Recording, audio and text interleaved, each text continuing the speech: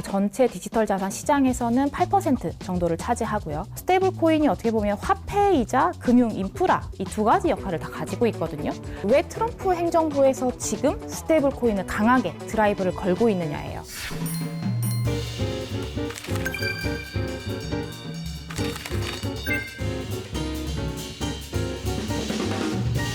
안녕하세요. KB증권 김주연입니다. KB증권 최도영입니다. 직장인이 가장 기다리는 날 언제일까요? 월급날 아니에요? 네, 맞습니다. 바로 월급날이죠. 보통 월급은 은행 계좌를 통해서 현금으로 들어오잖아요. 월급이 디지털 계좌로 들어온다면 어떨 것 같으세요? 월급을 현금 말고 다른 걸로 받을 수가 있다고요? 실제로 한 해외 기업에서는 스테이블 코인으로 직원 급여를 지급했다고 하는데요. 스테이블 코인을 주고받는 세상, 더 이상 먼 미래의 일이 아니죠. 그렇다면 2026년 금융계가 가장 집중하는 단어죠? 스테이블 코인, 정확히 뭐죠? 네, 스테이블 코인은 간단히 말해서 가격이 고정되도록 설계된 디지털 화폐인데요. 보통 달러나 원화 같은 법정 화폐, 금과 같은 자산에 1대1로 따라가게 설계되기 때문에 비트코인이나 이더리움처럼 가격이 크게 오르락내리락 하지 않습니다. 스테이블 코인 시장 규모도 궁금한데요. 많이들 사용하시나요? 현재 전 세계 스테이블 코인 시장 규모는 약 2,800억 달러 정도 됩니다. 전체 디지털 자산 시장에서는 8% 정도를 차지하고요. 최근까지는 비트코인 같은 디지털 자산을 사고 파는 거래용 용도로만 쓰였지만 지금은 실생활 결제까지 가능한 디지털 화폐로 활용 범위가 넓어지고 있어요. 신용카드라든지 삼성페이, 또 애플페이처럼 스테이블 코인도 일상에서 결제용으로 사용할 수 있을 걸로 보입니다. 이미 세계 곳곳에서 사용되고 있기도 하고요. 네, 점점 일상과 가까워지고 있다는 느낌이 드는데요. 또 각국이 스테이블 코인을 제도권에 넣기 시작했다면서요? 네, 맞습니다. 최근 규제 변화가 굉장히 빠르게 진행되고 있는데요. 스테이블 코인을 페이먼트 스테이블 코인으로 사용 가능하다고 법으로 명확히 규정한 게 바로 지니어스 액트예요. 유럽의 미카 법안 역시 스테이블 코인 활용에 대해서 명시를 하고 있습니다. 미국 재무부는 스테이블 코인 시장이 2028년까지 약 2조 달러 규모로 성장할 것으로 전망하고 있는데요. 이 수치는 현재 시장 기준으로 7배 정도 되는 규모인데요. 상당히 빠르게 성장하고 있죠. 전체 시장은 USDT 테더와 USDC 서클이 주도를 하고 있는데요. 이 외에도 유로화와 엔화 기반 스테이블 코인이 발행이 되었고 최근엔 다양한 기업들이 스테이블 코인 시장에 진입을 하면서 경쟁이 다변화되고 시장 점유율도 빠르게 바뀌고 있습니다. 시장이 진짜 빠르게 성장하고 있네요. 맞습니다. 네, 그런데 스테이블 코인이 국채 수요를 늘린다는 분석도 있던데 사실일까요? 네, 스테이블 코인을 발행을 하게 되면 해당 통화국의 국채나 현금성 자산을 준비금 담보로 보유를 해야 돼요. 미국의 경우에는 3개월 만기 국채를 주로 대상으로 삼도록 했습니다. 여기서 한 가지 살펴볼 수 있는 게 왜 트럼프 행정부에서 지금 스테이블 코인을 강하게 드라이브를 걸고 있느냐예요. 스테이블 코인을 발행을 하면 국채를 매수해야 하기 때문에 높은 정부 부채로 국채 발행을 늘려야 하는 미국 정부 입장에서는 스테이블 코인이 새로운 국채 수요처가 되어주는 거죠. 그렇군요. 근데 스테이블 코인이 달러 패권을 강화한다는 말도 있던데. 국채 발행을 통해서 스테이블 코인이 발행이 되는데요. 스테이블 코인 발행을 위해서 추가적으로 국채를 발행한다는 의미보다는 발행된 국채의 수요처가 스테이블 코인으로 이전한다라고 보시는 게 더 정확할 것 같아요. 달러가 어떻게 새롭게 생긴다라는 것이 아니라 달러의 그릇이 은행 예금에서 준비 자산을 통해 스테이블 코인으로 바뀐다라는 거죠. 달러 표시 자산의 글로벌 사용성이 확대되면서 달러화의 네트워크 효과가 더욱 강해지고 이게 달러 수요를 자극시켜서 패권 강화에 도움이 될 수는 있고요. 미국 정부도 이런 큰 그림을 그리고 있지 않나 싶습니다. 요즘 주식 투자 열기가 정말 뜨겁잖아요. 스테이블 코인 사원 관련해서도 많은 분들이 궁금해하실 것 같은데요.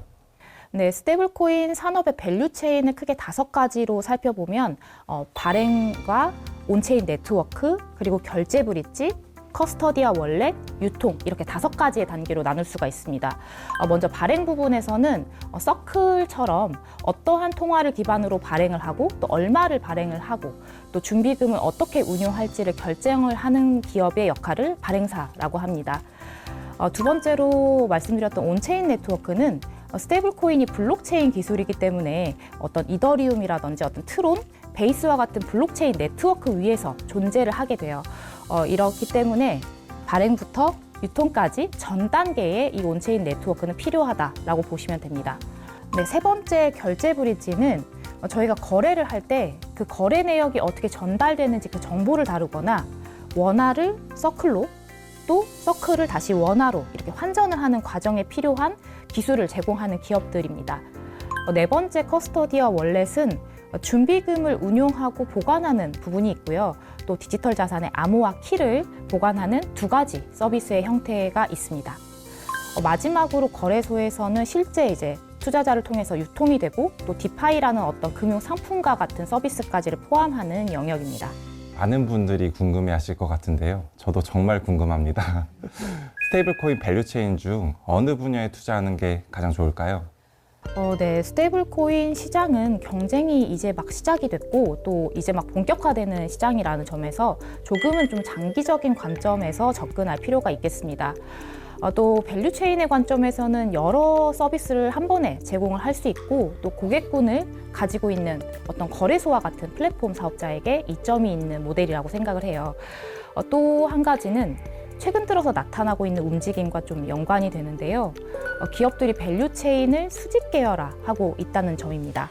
그래서 투자를 하실 때도 이렇게 전체 밸류체인을 좀 수직 계열화를 하고 있는 기업들에 집중을 하시면서 관심을 가져보시면 좋을 것 같습니다. 그럼 스테이블 코인 시장은 어떻게 달라지고 있나요? 지금 스테이블 코인 시장의 가장 흥미로운 지점이 바로 글로벌 기업들의 움직임입니다. 단순히 크립토 기업들만 뛰어드는 것이 아니라 우리가 잘 아는 전통금융사와 빅테크 기업들이 본격적으로 진입을 하고 있습니다. 기업들의 전략은 내재화, 영역 확장, 또 토큰화 이를 세 가지로 정리를 할 수가 있어요. 먼저 내재화는 기존에 있던 전통 결제 시스템에 스테이블 코인을 연동을 하고 또 각각의 밸류 체인들을 수직 계열화를 하는 겁니다. 이미 비자나 마스터카드와 같은 글로벌 결제사들이 기존의 실물 카드는 그대로 쓰면서 결제 계좌만 스테이블 코인 월렛과 연동시키는 스테이블 코인 기반 결제를 출시를 했습니다. 이게 바로 그 실물 카드인데요. 오, 그냥 신용카드처럼 쓰면 되는 거예요? 네, 맞습니다. 필요하실까요? 네, 주세요. 감사합니다. 두 번째는 영역 확장인데요. 서클이나 코인베이스 등 주요 기업들은 자체 네트워크를 기반으로 글로벌 결제 시장을 정조준하고 있고요. 또 구글은 금융사를 타깃으로 한 중립적인 네트워크 개발을 발표를 했어요. 또 한국 같은 경우는 두나무가 기화체인 개발을 발표를 했죠. 또 가장 핫한 것 중 하나가 이 스테이블 코인과 AI가 연결이 되는 흐름입니다. 쉽게 말해서 인터넷에서 저희가 물건을 산다고 할 때 먼저 유튜브를 보면서 좀 정보를 얻으시고요. 또 쇼핑몰에 들어가서 최저가를 검색을 하고 이러한 모든 것들을 비교를 하면서 구매를 하시게 됩니다. 그러한 과정을 앞으로는 챗GPT 같은 에이전틱 AI에게 제일 좋고 저렴한 드라이기를 구매해줘 라고 입력을 하시면 AI에 연결된 스테이블 코인 계좌를 통해서 결제가 가능하게 하는 겁니다. 이미 코인베이스가 클라우드 플레이어와 함께 AI 결제 프로토콜을 개발을 공식화했고요. 페이팔은 구글 클라우드와 협력을 해서 이러한 쇼핑 솔루션을 발표를 했습니다. 마지막으로는 자산 토큰화인데요.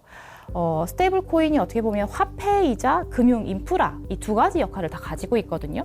근데 그 위에서 거래될 여러 금융 상품들이 이제 필요하게 됩니다. 그러한 부분들을 만드는 과정이 바로 토큰화라고 이해하시면 되는데요. 블랙락 같은 경우는 미국 국채 기반 MMF 상품을 토큰화한 비드를 출시를 했었고 이후에는 ETF 토큰화 계획을 공식 발표를 했어요. 또 잘 아시겠지만 로빈후드 같은 경우는 미국 주식과 비상장 주식을 토큰화를 해서 전통 자산의 온체인 거래라는 어떤 패러다임 전환을 선도를 하고 있습니다. 한국의 미래에셋 자산운용 같은 경우도 운용사 최초로 ETF 토큰화 상품을 홍콩 시장에서 출시할 것이라고 발표했어요. 아까 카드 주셨잖아요. 근데 제 주위에는 아직 이거 제대로 쓰는 사람은 없는 것 같아요. 요즘 한국 스테이블 코인 시장에도 변화가 있나요? 네, 현재 한국 시장도 법제화가 진행 중입니다. 2026년 하반기쯤에는 스테이블 코인 법안 혹은 디지털 자산 기본법이 공식 발효될 수 있지 않나 싶습니다. 법제화가 되어야지 그 위에서 기업들도 조금 구체적인 사업 계획을 세울 수가 있고요. 또 새로운 기회들도 나타날 수 있을 텐데요. 현재 사업 계획을 발표한 기업들의 뉴스를 지속적으로 체크하면서 기회를 찾는 게 바람직해 보입니다. 네, 오늘 이야기를 들어보니까 스테이블 코인은 단순한 코인이 아니라 글로벌 금융 인프라를 바꾸는 핵심 기술이라는 느낌이 드네요. 네, 그런데 2025년 10월 이후 코인 가격이 크게 변동하면서 투자 심리가 좀 악화되고 있잖아요. 스테이블 코인이 나오면 알트코인들이 필요 없어지나? 여러 측면에서 투자자들이 좀 혼란스러워하고 있는 것 같아요. 네, 혹시 코인 시장에 대해서 어떻게 접근해야 할지 장기적인 전망도 궁금합니다. 네.